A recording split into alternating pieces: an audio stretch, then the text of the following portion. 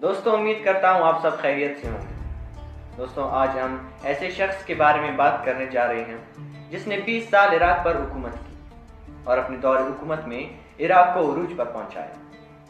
आज दुनिया उन्हें सद्दाम हुसैन के नाम से जानती है।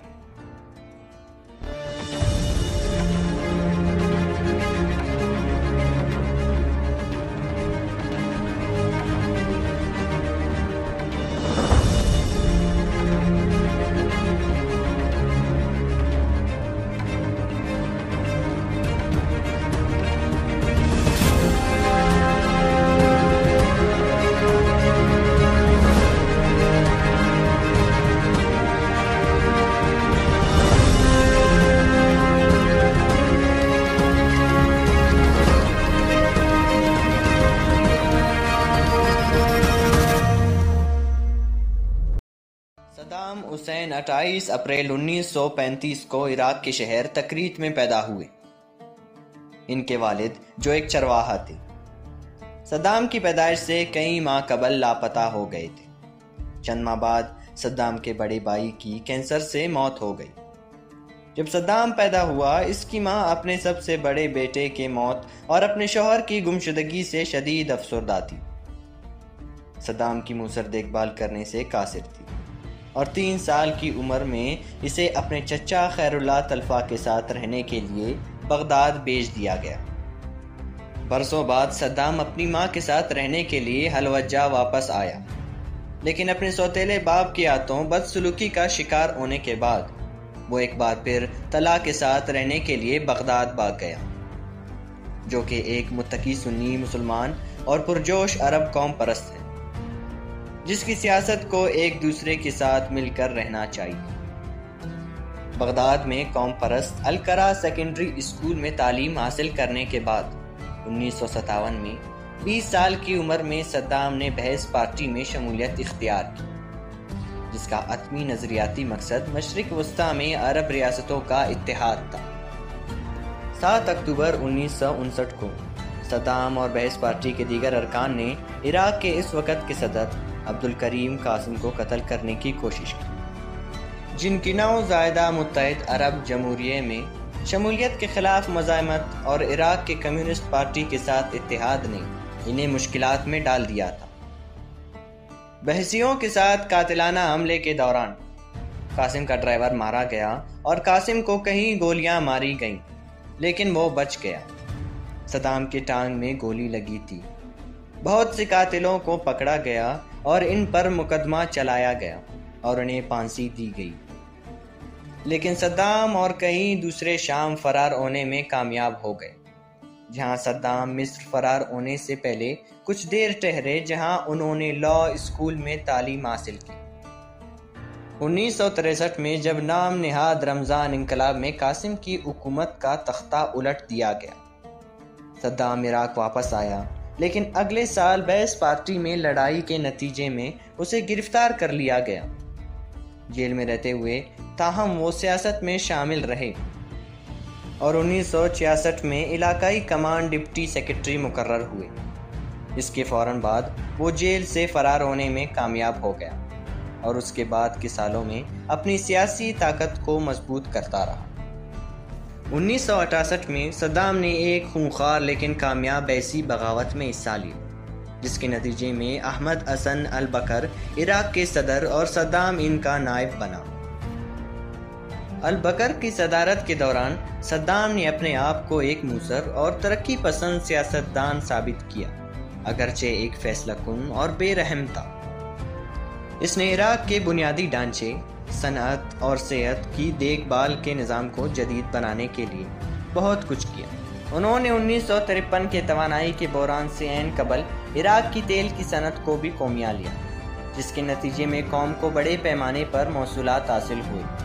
ताहम इसी वक़्त के दौरान सद्दाम ने इराक के पहले कीमियाई हथियारों के प्रोग्राम को तैयार करने में मदद की और बगावतों से बचने के लिए एक ताकतवर हिफाजती ऑपरेटर्स बनाया, जिसमें बैसत के नीम फौजी ग्रुप और पीपल्स आर्मी दोनों शामिल थे। 1979 में जब अल बकर ने इराक और शाम को मुत्तहिद करने की कोशिश की, एक ऐसे इक़दाम में जो सद्दाम को मूसर तरीके से बेइख्तियार छोड़ देता। सद्दाम ने अल-बकर को मुस्तफ़ी होने पर मजबूर किया और 16 जुलाई 1979 को सद्दाम इराक के सदर बन गए। एक हफ्ते से भी कम अरसे बाद इसने बैसत पार्टी की एक असम्बली बुलाई। इजलास के दौरान 68 नामों के फहरिस्त बुलंद आवाज़ से पढ़कर सुनाई गई और फहरिस्त में शामिल हर फर्द को फ़ौरन गिरफ्तार करके कमरे से निकाल दिया गया।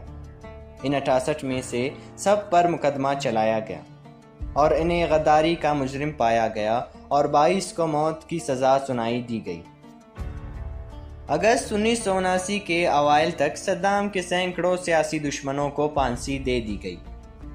इसी साल जब सद्दाम सदारत पर फाइज हुए, आयतुल्लाह खुमैनी ने इराक के पड़ोसी शुमाल मशरकी ईरान में एक कामयाब इस्लामी इंकलाब की क़यादत की।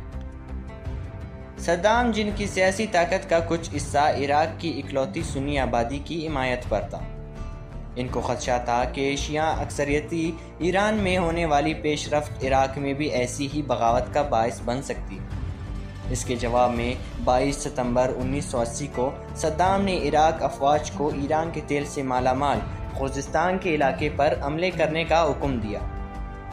ये तनाज़ा जल्दी ही एक अमागीर जंग की शक्ल इख्तियार कर गया, लेकिन मगरबी ममालिक और अरब दुनिया के बेशतर ममालिक इस्लामी बुनियाद परस्ती के फैलाव से खौफजदा थे और इससे खित्ते और दुनिया के लिए क्या महनी होंगे, इस हकीकत के बावजूद सद्दाम के पीछे मजबूती से अपनी हिमायत कायम कर दी कि इसका ईरान पर हमला बैनुल अक़वामी कवानीन की सरीह खिलाफ वर्जी है।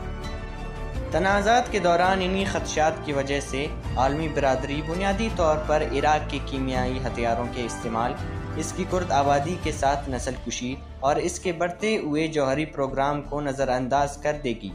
20 अगस्त 1988 को बरसों की शदीद तसादुम के बाद, जिसमें दोनों तरफ से लाखों लोग मारे गए, बिल आखिर जंग बंदी का मुआहदा तय पा गया।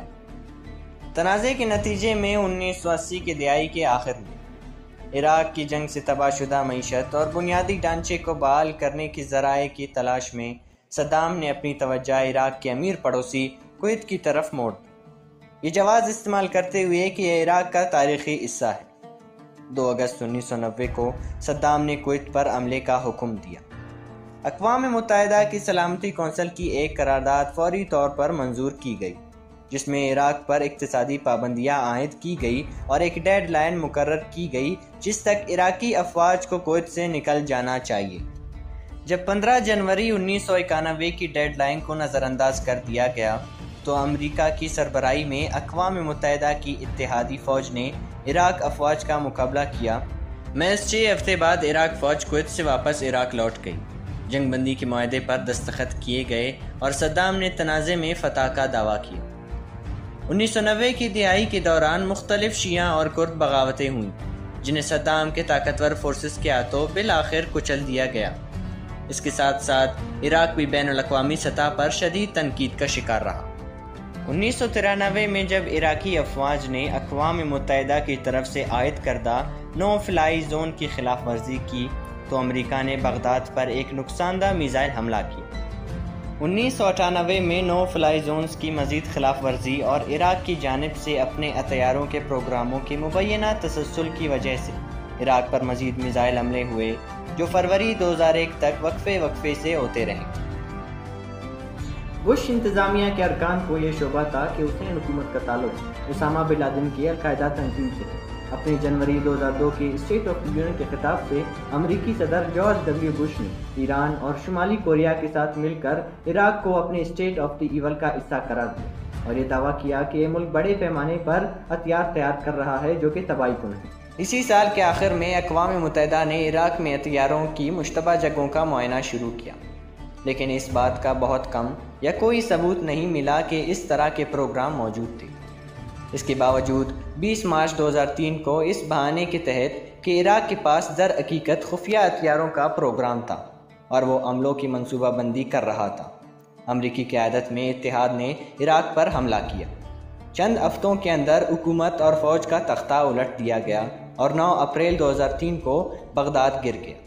ताहम सद्दाम गिरफ्तारी से बचने में कामयाब हो गया। इसके बाद के महीनों में सद्दाम की तलाश का सिलसिला शुरू हुआ। रूपोश होने के दौरान सद्दाम ने कई ऑडियो रिकॉर्डिंग्स जारी किए जिनमें इसने इराक के हमलावरों की मज़ामत की और मज़ाहमत का मुतालबा किया।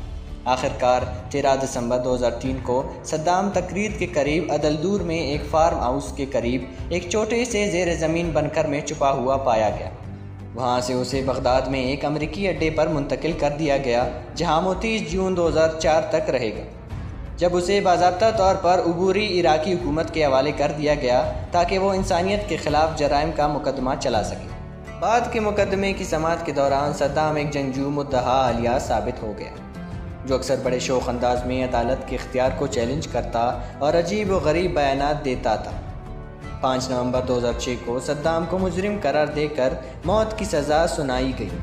सज़ा के ख़िलाफ़ अपील की गई थी, लेकिन बिल आखिर अपील की अदालत ने इसे बरकरार रखा। 30 दिसंबर 2006 को बगदाद के एक इराकी अड्डे कैंप जस्टिस में सद्दाम को गोली मारने की दरख्वास्त के बावजूद फांसी दे दी। इन्हें 31 दिसंबर 2006 को इनकी जाए पैदाइश अल-हवज्जा में सुपुर्द खाक कर दिया गया। नाज़रीन, ऐसी शख्सियात के बारे में जानने के लिए हमारे चैनल जनरल रूम को सब्सक्राइब करें ताकि हमारी हौसला अफजाई हो, और मज़ीद वीडियोज़ को देखने के लिए बेल आइकन को दबाना मत भूलें। वस्सलाम।